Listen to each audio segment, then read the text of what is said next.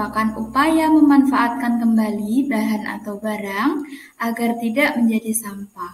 Nah, ini kita bisa lakukan dengan menggunakan plastik kresek yang ada di rumah sebagai wadah untuk membawa barang. Ya, jadi jangan langsung dibuang ya anak-anak. Nah, R yang ketiga adalah recycle, yaitu menggunakan kembali bahan setelah melalui proses pengolahan. Nah, prinsip recycle ini sama dengan prinsip mendaur ulang, yang tadinya berupa sampah menjadi barang yang bermanfaat serta berguna untuk kehidupan sehari-hari.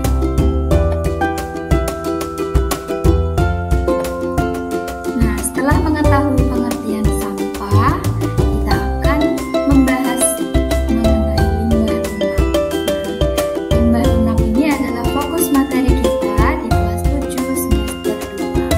Nah, apa itu limbah lunak? Limbah lunak itu punya ciri-ciri atau karakteristik. Yang pertama adalah lunak, kemudian mudah diolah, serta mudah dibentuk dan bisa terurai atau hancur.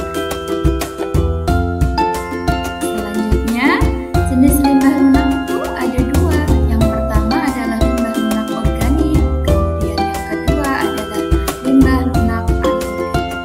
Yuk, kita bahas apa sih perbedaan antara kedua jenis limbah lunak ini.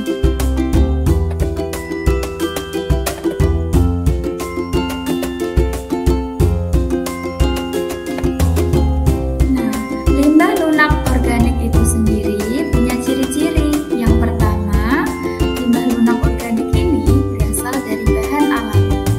Kemudian, mudah terurai atau hancur. Nah, selanjutnya, apa saja sih contoh dari limbah lunak organik itu?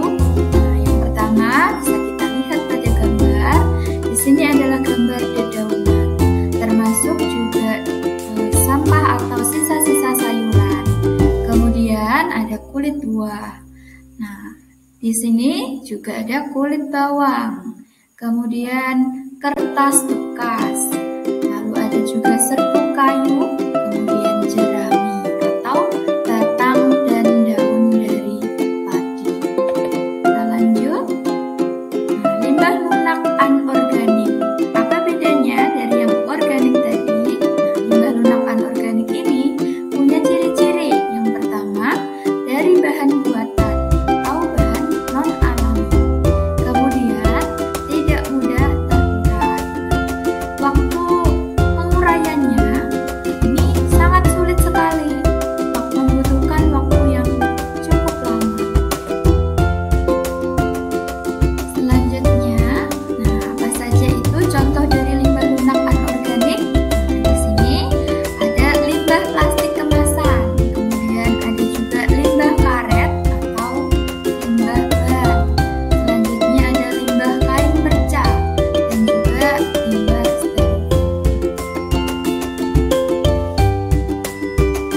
Selain limbah lunak organik dan anorganik tadi, pembagian limbah lunak ini juga berdasarkan kondisi wilayah.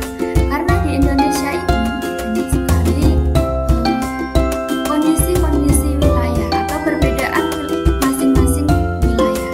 Yang pertama adalah daerah perkotaan, kemudian ada daerah pertanian, dan juga daerah pegunungan, yang terakhir adalah daerah pesisir pantai. Nah, keempat daerah ini umumnya memiliki kekhususan, ya, kekhususan tersendiri dari masing-masing limbah. Nah, kalau daerah perkotaan ini pada umumnya adalah daerah industri. Banyak sekali pabrik, kemudian perumahan, dan juga industri. Nah, ini umumnya banyak terdapat limbah ban, kemudian limbah styrofoam, limbah kemasan plastik, dan serbuk kayu, dan juga kardus atau kertas bekas. Selanjutnya ada daerah pegunungan.